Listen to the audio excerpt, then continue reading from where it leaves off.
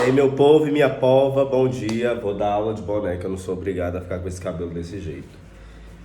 Licença aos alunos, tá? Acordei agorinha e o cabelo tá desse jeito, né? Gente, vai ser uma aula bem gostosa, mas vai ser bem ligeiro, tá? Prometo que eu não quero prolongar aqui demais, tá? Na última aula a gente não conseguiu ver tudo sobre a revisão da nossa prova, então por isso que eu estou gravando esse vídeo, tá? Peguem o livro de vocês, abram por favor na página 12. Pegaram? Estou esperando. Bora.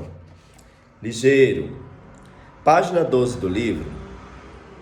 A gente já tinha comentado em aula sobre essa página, tá? Mas eu quero aqui enaltecer algumas coisas.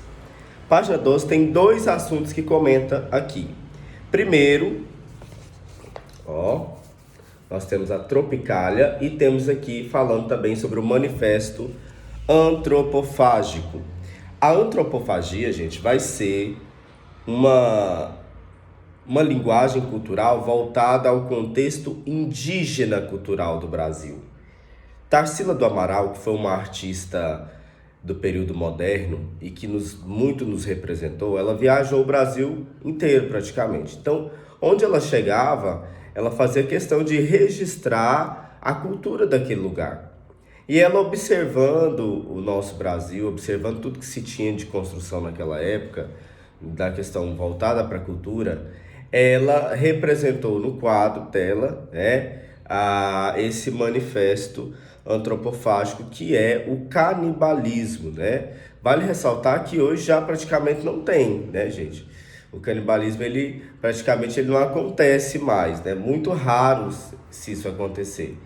Mas quando ela representa, naquela época também já era raro, quando ela representa o manifesto antropofágico, ela vem falando mais sobre a questão dos povos indígenas originários do Brasil, dos antepassados que praticavam o canibalismo. E eles não comiam a carne humana por hobby. Vamos matar fulano de tal. Não, não era assim.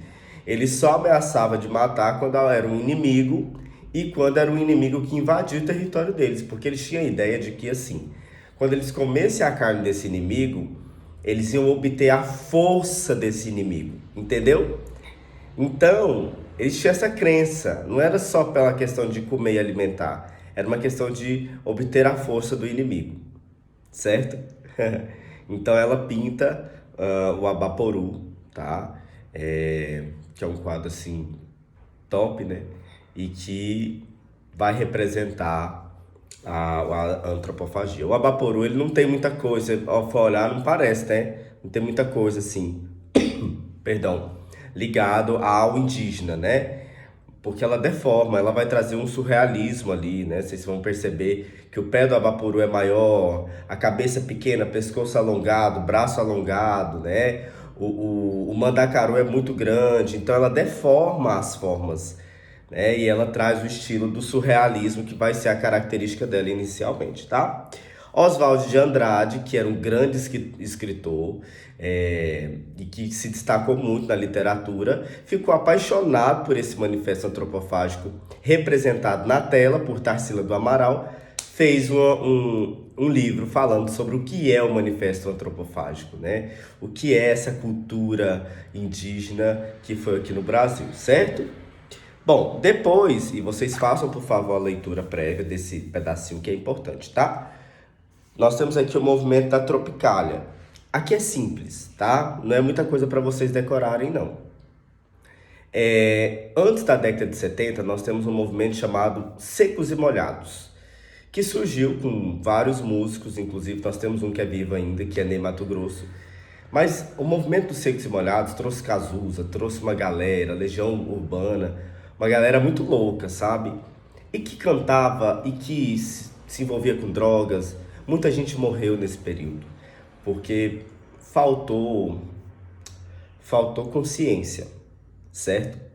Faltou consciência. Então, assim, quando surge na década de 70 a Tropicália, surge num movimento de um grupo de Gal Costa, Caetano Veloso, Gilberto Gil, Maria Bethânia, uma galera, certo? E que vai fazer música consciente, sabe assim, gente, a gente vai fazer música para uma galera nova, mas a gente não precisa se drogar e acabar com a nossa vida. Tá entendendo? E aí surge então o que nós chamamos de MPB, música popular brasileira, é onde ganha força a MPB, que é uma música tocada no instrumental, com instrumentos populares, como viola, violão, teclado, instrumentos populares, tá? Não tô falando de instrumentos clássicos como violino, flauta doce, não, certo?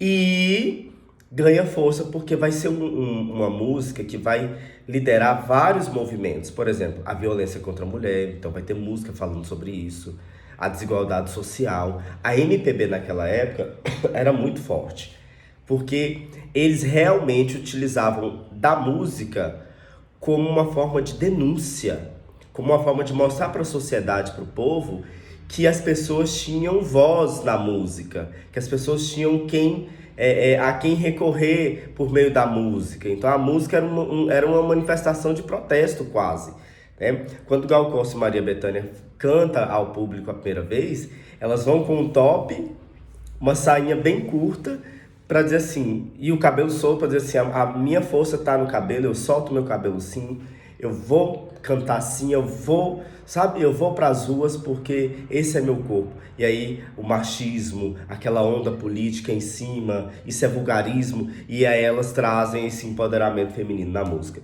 Então o movimento tropicalista, ele marcou a sua época, e nós temos grandes músicos, né, da MPB tropicalista ainda, que estão vivos. Perdemos recentemente Gal Costa, infelizmente, mas de fato é um movimento maravilhoso, tá? Preciso também que vocês façam uma leitura prévia da página 13. Esse pedacinho aqui, tá? É importante, que vai falar sobre Caetano Veloso, que liderou esse movimento, certo? Ele liderou esse movimento, ele foi o líder, praticamente o precursor. Então, leia um pouquinho sobre ele, vai ter uma questão sobre isso aqui, tá? E sobre o que eu estou falando. É importante que vocês anotem, gente, essa aula. Vai anotando, faz pontos. A professora comentou isso, ponto tal. Vai anotando, deixa registrado no seu caderno para que você não se perca, tá bom? Vamos lá. Acompanhe comigo também. Capítulo 2, página 18, nós temos aqui essa parte, tá? Aqui, gente, é específico. Trabalha só sobre a pintora, né, a artista Anita Malfatti. Eita que eu tô numa tosse. Anita Malfatti, essa caruda aqui, ó. Tá vendo? E ela foi a primeira artista a realizar uma exposição de arte moderna no Brasil. A gente sabe que a grande exposição de arte moderna iniciou em 1922, tá? E foi realizada no Teatro Municipal de São Paulo. Porém, antes desse evento grande, que reuniu vários artistas do período moderno, ela realizou, salvo engano, em 1914, uma exposição só dela, de arte expressionista, que era o estilo que ela mais se identificou, tá? Só que não foi muito aceito, ela foi muito criticada, e ela realmente teve uma resistência ao ser convidada em 1922 para expor seus quadros. Ela realmente ficou resistente justamente por conta dessa experiência que ela teve. Tem um carro passando bem aqui. Vamos lá. Bom, então, o que eu gostaria de frisar aqui? Que ela foi uma importante artista da primeira fase moderna no Brasil.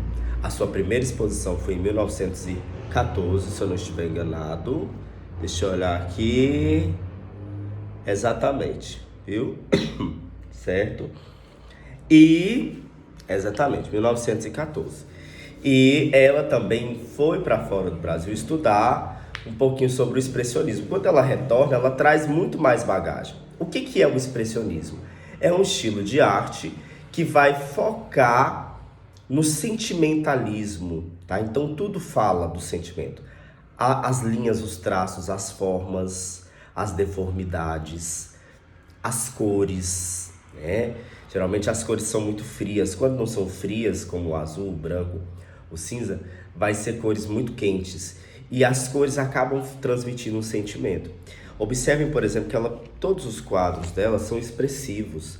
As pinturas são imperfeitas, tá vendo? As pinturas são imperfeitas.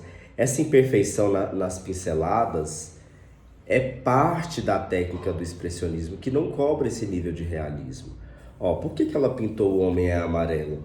Porque ela achava que não tinha que ter uma cor natural, né? O tom amarelado podia representar muito mais do que um tom natural, um tom cor de carne, por exemplo, né? Que se chama, tem o tom de carne. Então, o amarelo remeteria, por exemplo, a um sentimento de medo, de dúvida, de ansiedade, de qualquer outra coisa que a pessoa que estiver olhando consiga se encontrar nele. Então tem cores que puxam mais a coisa do sentimento. Então ela fez o Homem Amarelo. Ela pintou um autorretrato dela e tudo voltado para essa linha estética do expressionismo. Na página 20 nós temos mais aqui, ó, um autorretrato dela, tá vendo? Outro, tá vendo? Aqui ela já tinha voltado de Paris e já estava bombando nas artes plásticas e trazendo com muita força esse estilo do expressionismo, ok? Página 22, nós temos mais um quadro. Aqui vocês vão ter uma questão sobre isso aqui, viu? Ó, o Homem de Sete Cores, certo? E aí vem o questionamento, por que sete cores, né? Ó, o trabalho das pintoras era considerado amador ou não profissional. Não lhes era permitido frequentar as escolas oficiais, apenas os ateliês de artistas conhecidos da família. Isso porque para pintar o corpo humano é preciso estudar sua anatomia, e as mulheres trabalharem com modelos nu era um tabu para a sociedade da época. Na Europa e nos Estados Unidos, onde Anitta estudou, ela teve liberdade para trabalhar com o tema que quisesse. Ou seja, aqui no Brasil não podia. Tá entendendo? Essa liberdade de ir a uma escola, de participar de um ateliê. Se quisesse aprender, tinha que aprender em casa, escondido, né? E ainda mais trabalhar no artístico, né? Que é o corpo humano nu, sem roupa. E aí ela teve a oportunidade de aprender isso lá fora, na Europa. E de fazer um corpo imperfeito dentro do seu estilo, né? Lá ela não foi julgada, aqui ela foi hiper julgada, né? E outra coisa, o Homem de Sete Cores, vocês conseguem encontrar as sete cores? E quais são as sete cores que vocês conseguem encontrar? Ok? Página 23, para a gente quase finalizar, nós temos aqui também, que vai ser uma questão da minha prova, tá? Um outdoor, ok? Que foi realizado aí em 1985, tá? Esse outdoor diz assim: as mulheres precisam estar nuas para entrar no Museu de Arte de São Paulo? Apenas 6% dos artistas do acervo em exposição são mulheres, mas 60% dos nus são femininos. Então o que acontece? O cartaz ele foi exposto pela primeira vez em 1989 como uma crítica ao Museu Metropolitano de Nova York, né? Por ter menos de 5% de mulheres no acervo feminino. Então foi um ato de protesto. Naquela época, gente, a arte gráfica ela também era igual à música da Tropicália. Ela servia como fonte de protesto, de denúncia, buscando aqui então o direito igual para todas as pessoas, né? Garantindo a liberdade de expressão.